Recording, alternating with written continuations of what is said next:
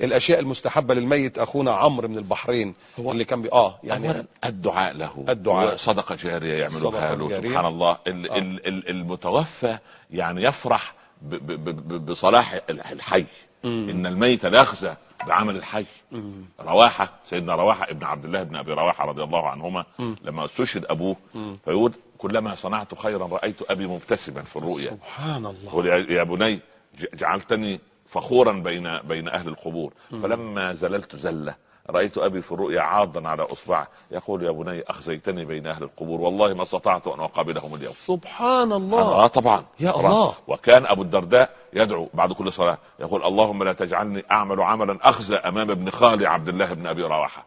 ام الدرداء تقول يا ابا الدرداء دعاء عجيب، يقول سمعت من حبيبي صلى الله عليه وسلم ان الميت لا يخزى بعمل الحي. يا الله. ولذلك لا يصل الى المتوفى من اهله على الشاشه عنده الا اعمال الاخره. يعني ابنه اشترى سياره مش عارف بقى رئيس مجلس الاداره ولا تصل هذه الاخبار، تصل ان يصلي، بنت تحجبت، يقوموا الليل، يتصدقوا، حفظوا القران، عملوا الخير.